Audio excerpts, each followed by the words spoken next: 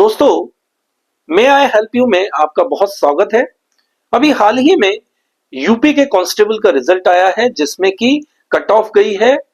जो जो cut off गई है वो मैंने वीडियो के जरिए आप तक पहुंचाने का पूरा प्रयास किया है। जो वीडियो नहीं देख पाया तो कम्युनिटी में चेक कर सकते हैं, मैंने एक स्नैप भी उसमें डाल रखा है। जो जो कैटेगरीज है उसके हिसाब से मैंने कट ऑफ डाल रखी है, आप देख सकते हैं। तो दोस्तों, आज हम बात करने वाले हैं कि अगला चरण जो फिजिकल का होने वाला है उसमें किन किन बातों का सावधानी आपको रखनी है और कौन से शू आप ले सकते हैं, क्या उसके मापदंड है, क्या उसके ऑस्पेक्ट्स है। वो सारी चीजें मैंने डालने की कोशिश की है इस वीडियो के माध्यम से। तो आइए शुरू करते हैं वीडियो को कि बेस्ट जूता होगा कौन सा। उसको जानने से पहले हम ये जान लें कि अगले चरण में आपको क्या करना है, किस तरह से आपका एग्जाम आगे रन होगा। तो दोस्तों, जैसे ही आपका कट ऑफ आ जाता है, कट ऑफ के बाद अभ्यर्थियों को बुलाया जाता है। 4 गुना 6 गुना अभ्यर्थी बुलाए जा सकते हैं, जिस तरह से कि हर स्टेट का अलग अलग क्राइटेरिया है। आप इस चीज को जान लें। जैसे ही आपको बुलाया जाएगा, आपका फिजिकल के लिए आपकी तैयारी पूरी कर लेनी चाहिए। अब जब भी आपकी डेट अगली आ रही है उसके बारे में भी आपको सूचित मैं वीडियो के माध्यम से करूंगा। तो दोस्तों, पुलिस में सबसे पहले क्या देखा जाता है, फ्लैट फुट और नोकनी। आपकी हम पैर की बात करें तो आपके पैर जो हैं, ये जिस तरह से हाथ से हम समझते हैं कि इस तरह से पूरा जो आप देख रहे हैं कि इस हाथ में कहीं ऊंचाई है कहीं नीचाई, अगर ये पूरा फ्लैट हो, इसी तरह अगर आपका पैर का पंजा, पंजे से लेकर एड़ी तक पूरा अगर फ्लैट होता है तो आपको इस एग्जाम में दिक्कत आने वाली है। आपका सिलेक्शन यह चीज रोक सकती है। उसके बाद नोकनी की बात करें तो दोनों अगर घुटने आपके दौड़ते समय या खड़े रहते समय मिलते हैं तो यह भी आपके लिए एक बड़ी परेशानी का सबब बनने वाला है। फ्लैट फुट, नोकनी। उसके बाद हम बात करते हैं हाइट की। जो निर्धारित हाइट मांगी गई है, अगर उससे आप कम है तो यह भी एक आपको डिस्क्वालीफाई कर सकती है। उसके साथ अगली बात हम करते हैं, फ्लैट फुट, नोकनी, हाइट की बात हो गई। अब आपके आई साइड की बात करें। आई साइड आपका जो भी मांगा गया है, निर्धारित जो मापदंड है उतना होना ही चाहिए। अब हम बात करते हैं आगे कि बेस्ट शू कौन सा होना चाहिए। आपकी तैयारी आप जब करेंगे जो जो इवेंट है, तो सबसे बेसिक से चीज होती है जूता। और बेसिक भी कहें इसको और इम्पोर्टेंट भी कहें, दोनों ही इसके लिए कम होगा। तो कई लोग तो नंगे पैर दौड़ लगा देते हैं या इवेंट को पार्टिसिपेट करते हैं, तो इसीलिए मैंने दोनों चीज शामिल की कि बेसिक भी है और महत्वपूर्ण भी। तो कई लोगों के पास इतने पैसे भी नहीं होते कि वह एक अच्छा जूता खरीद सके। तो दोस्तों, हम चर्चा कर रहे थे कि बेस्ट शू कौन सा हो, तो जूते कैसे हो, इस बारे में मैं आपको आज बताने वाला हूं। तो सबसे पहले बात अगर जूते की करते हैं तो ऊपर का डिजाइन चाहे जैसा भी हो, पर उसका जो सोल होता है, सोल कैसा होना चाहिए। आप देखते हैं, जैसे मैंने बात की कि फ्लैट फुट वाले को पुलिस की वैकेंसी में अलग कर दिया जाता है, उसे इसमें नहीं लिया जाता है।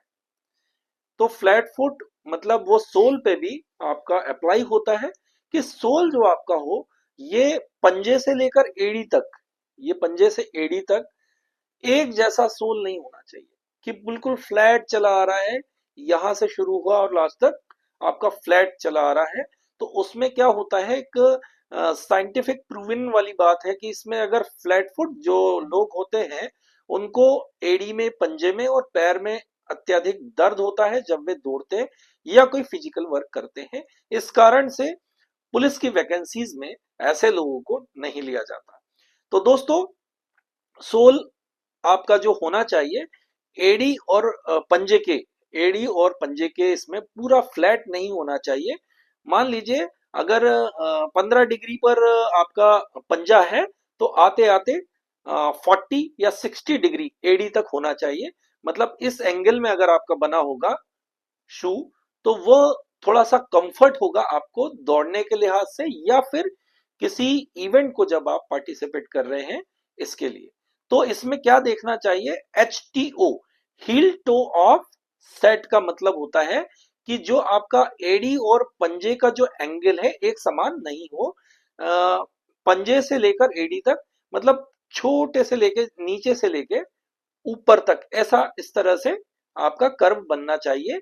तो यह अगर आपका जूता है तो आपको कंफर्ट देगा और ज्यादा आपको एंकल पर जोर नहीं देगा, और पंजे पर ज्यादा आपका पैर जब जब आपका सोल जो एड़ी की तरफ ज्यादा होगा, तो आपका जो पंजा होगा, पंजा नीचे की तरफ होगा और पंजे से ज्यादा एफर्ट लग पाएगा। और आप ये बेहतर तरीके से जानते होंगे कि जो पंजे के ऊपर दौड़ते हैं वह उनकी स्पीड भी अच्छी होती है और उनको एंकल में पेन नहीं होता है और सिम्पेन की भी समस्या उनको नहीं होती, और वो एक अच्छा पार्टिसिपेट कर सकते हैं किसी भी रनिंग में। और अब यहाँ पे हम बात करें कि जीरो हिल टो ऑफ, जैसे कि मैंने अभी बात की कि पूरा अगर जूता फ्लैट है, किसी भी तरह का कोई कर्व नहीं है या इस तरह से नहीं है, फ्लैट है आपका जूता, मतलब जो सोल है वो पूरा फ्लैट है, तो ऐसे जूतों का चयन आपको नहीं करना चाहिए।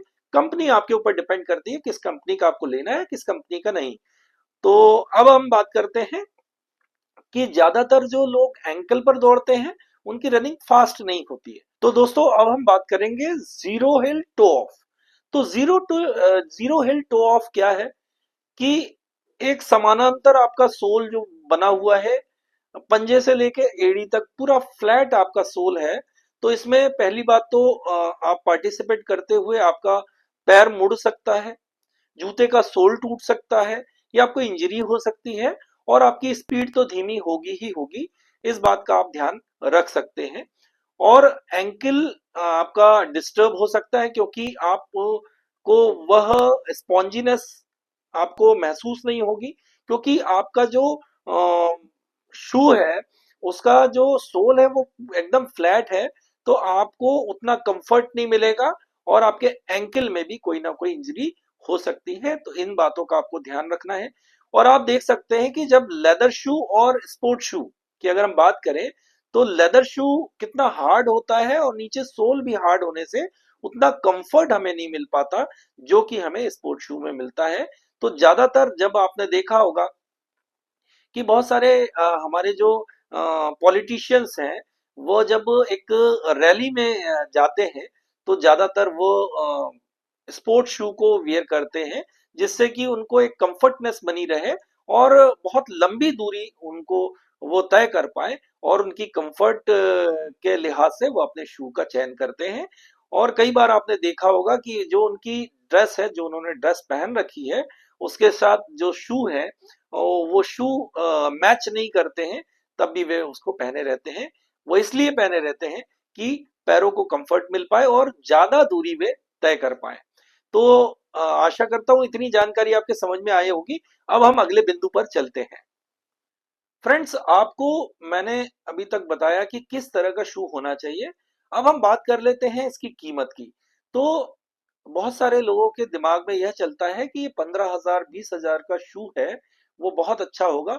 जरूरी नहीं है कि हर शू जो कीमत के हिसाब से हम उसको आके, और कीमत जिसकी ज्यादा हो वह अच्छा ही हो, जैसा कि मैंने अभी आपको पूर्व में बताया। तो दोस्तों अगर हम यूके की बात करें तो अकेले यूके में 80 बिलियन डॉलर की कंपनीज हैं, 3 या 4 कंपनीज हैं जो इंडियन मार्केट पर भी राज करती हैं। तो दोस्तों ऐसा नहीं है कि इंडिया में शू नहीं बनते और इंडिया में बेहतर शू नहीं मिलते। मैंने आपको बता दिया कि क्या आपको ध्यान रखना है, कैसे आप अपने शू का चयन कर सकते हैं। तो आपने देखा होगा कई सारे पॉलिटिशियन जब आपके किसी रैली में वो शामिल होते हैं, जब वो आपने अभी अभी हाल ही में देखा होगा कई ऐसे राजनेता हैं जो कि कश्मीर से लेके कन्याकुमारी तक चले, और उनका जो ड्रेस है, ड्रेस से जरूरी नहीं है कि जूते मेल खाएं, जूते अलग हैं और आपके ड्रेसेस जो उन्होंने पहन रखी है वह अलग है। वो इसलिए कि उन्होंने स्पोर्ट शू पहने हैं जो कि कंफर्ट देते हैं, एक कंफर्ट के लिए उन्होंने पहन रखा है और काफी लंबी दूरी वे तय कर सके, ऐसा उनका सोचना है। तो ज्यादातर लोगों ने ये देखा होगा कि जो लोग ज्यादा लंबे समय तक काम करते हैं तो उनको स्पोर्ट शू में ज्यादा कंफर्ट महसूस होता है। और लेदर शू और स्पोर्ट शू की अगर हम बात करें तो वाकई में हम जो स्पोर्ट शू होते हैं वो हमारे पैरों को कंफर्ट देते हैं। इसलिए ज्यादातर अभी ट्रेंड में ये भी चल रहा है कि शायद चाहे कोई सा भी कपड़ा हमने पहन रखा हो, और स्पोर्ट शू वियर करने की अभी होड़ सी मच गई है, और ज्यादातर लोग स्पोर्ट शू की तरफ बढ़ रहे हैं। तो अब एक बात करता हूं कि बोस्टन एक जगह है जहां पे मैराथन कराई जाती है, और ये 3 से 4 बड़ी कंपनियां जो यूके की हैं, वह इसमें एक नामी ग्रामी एथलीट को दौड़ाया जाता है, और वो जब उस रेस को जीत जाते हैं तो आप समझ सकते हैं कि ब्रांड एम्बेसडर बनाया जाता है, फिर उस कंपनी उनको पैसा देती है। तो यह जरूरी नहीं है कि एक महंगा शू जो है वह अच्छा ही हो, और सारी चीजें मैंने आपको बता दी। अब सबसे अंत में मैं आपको ये बता देना चाहता हूं कि बेस्ट जूता कौन सा है, वो कौन सा जूता है जो बेस्ट है। तो दोस्तों, यह क्वेश्चन ही गलत है कि बेस्ट जूता कौन सा है। यह सब्जेक्ट बड़ा वृहद है, क्योंकि जूता जरूरी नहीं है कि जो जूता मेरे लिए अच्छा हो वह आपके लिए भी अच्छा होगा। दोस्तों, और अंत में अब आपके क्वेश्चन का जवाब कि बेस्ट जूता कौन सा है, कौन सा जूता हमें यूज करना चाहिए, कौन सा नहीं। तो दोस्तों, यह क्वेश्चन ही गलत है, क्योंकि ये बहुत वृहद विषय है। किसी एक चीज पर इसको इंगित कर कर नहीं बताया जाना चाहिए, क्योंकि ये डिपेंड करता है आपकी कंफर्ट के ऊपर, और एथलीट को कौन सा जूता पहनना है, या किसी को जब इंजरी हो जाती है तो डॉक्टर कोई जूता सजेस्ट करते हैं। तो ये अलग अलग तरह के लाइफ स्टाइल पे भी डिपेंड करता है, लाइफ की हिस्ट्री पे डिपेंड करता है कि जूते कौन से होना चाहिए, किस तरह के होना चाहिए। तो ये क्वेश्चन गलत है। और जूते से जुड़ी हुई बहुत सारी चीजें जो मैंने आज आपको बताई, यह आप ध्यान में रखकर अपने एग्जाम को क्रैक कर सकते हैं, और फिजिकल आपका अच्छा हो सकता है, अच्छे मार्क्स आपके आ सकते हैं। और ध्यान रखिए कि कोई भी जूता एक साधन हो सकता है, बट मेहनत तो आपको ही करनी पड़ेगी। साधन संसाधन चाहे जितने अच्छे हो, पर हिस्ट्री गवाह देती है, आपने देखा होगा, जहां साधन और संसाधन का अभाव रहा है, इतिहास वे ही रचते हैं। आपने यह देखा होगा कि नंगे पैर दौड़ने वाले बहुत ज्यादा सेलेक्ट होते हैं कई बार, किंतु आपको फिर भी मैंने ये बता दिया कि साधन संसाधन में अगर आप फिजिकल की बात करते हैं तो कौन सा जूता आपके लिए बेस्ट होगा। तो बहुत सारी आपको शुभकामनाएं। जो लोग शॉर्टलिस्ट हुए हैं और जो लोग शॉर्टलिस्ट नहीं हुए, वे अपना मन छोटा ना करें। एसएससी जीडी अभी बाकी है, उसमें आप जी जान लगाकर अपनी मेहनत करें और उसमें सेलेक्ट हो सकते हैं। और एसएससी जीडी के बाद भी यह अंतिम एग्जाम नहीं है, एग्जाम होते रहेंगे। आप अपना ध्यान रखिए, अच्छे से फिजिकल करिए, अच्छी चीजों को खाइए, अच्छी चीजों को आत्मसात कीजिए, अच्छे लोगों के साथ रहिए, और खूब मेहनत कीजिए, और अपने परिवार को और इस देश को एक सर्वोच्च शिखर पर ले जाकर रखिए, जिससे कि आपका और आपके परिवार का नाम रोशन हो। धन्यवाद। जय हिंद।